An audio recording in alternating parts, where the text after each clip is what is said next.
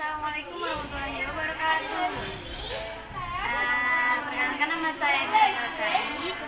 Saya berasal dari Merauke. Di sini saya menginjak kelas 11. Pertama-tama itu hormat Umida dan Abi Hanif selaku pengasuh direktur pesantren Supercamp Marwi Bani Ida dan para pengurus yang ada di sini yang telah membimbing saya, dan Mbak Rifki selaku koordinator peta imajinasi, dan guru yang telah mengajar saya, dan teman-teman yang hadir di sini dan keluarga saya yang ada di rumah.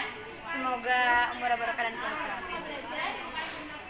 Di sini saya akan mempresentasikan tentang antar ruang. Antar ruang ekonomi. Antar ruang itu apa sih? Antar ruang itu kayak mengekspor atau mengimpor barang-barang antar negara. Tapi di sini bahasanya bukan ekspor atau impor, tapi di sini input atau output gagasan. Nah, jadi antar ruang ekonomi itu adalah sebuah gagasan dari input atau output. Nah, karena antar ruang ekonomi ini membuka unit usaha pelaku industri.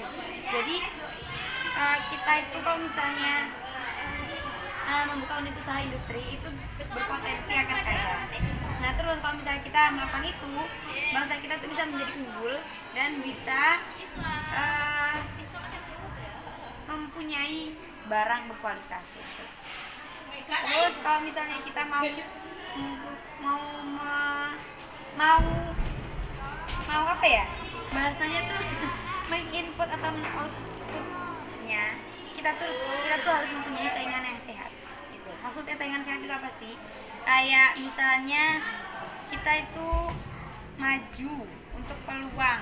Jadi saingan sehat itu bukan saingan kayak musuh atau apa namanya? Kalau musuh mah Lawan. bukan.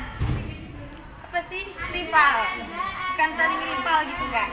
Tapi kayak saingan sehat itu kayak malah memotivasi kita agar kita itu terus maju dan mendapatkan peluang. Caranya gimana? Kayak misalnya kita migrasi daerah gitu, terus menetap juga boleh. Nah, terus kita kan biasanya antar ruang ekonomi itu nggak cuma impor atau input barang, tapi kita tuh juga membuat transportasi barang agar diantar ke rumah. Nah, itu biar lebih gampang barangnya dibawa daripada kita ngangkut-ngangkut gitu kan susah. Nah, mending kita bikin transportasi.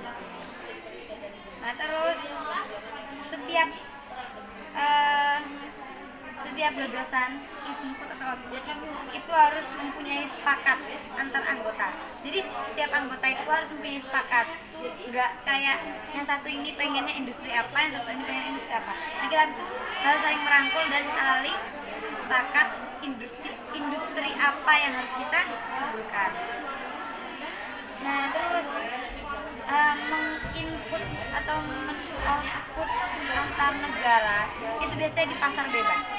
Nah, pasar bebas ini biasanya mempunyai individu atau ciri negara yang bebas atau mempunyai ciri negara masing-masing. Jadi kalau misalnya kita menginput atau men-output barang-barang ke luar negeri, terus luar negeri input atau output ke negara kita, nah kita tuh jadi tahu, oh ciri khasnya negara ini tuh gini, ciri khasnya negara ini tuh gini. Tapi ada keburukannya juga, kayak misalnya kondisi jelas. Kayak misalnya kalau misalnya terlalu berlebihan, kita itu nanti bisa melupakan budaya kita sendiri.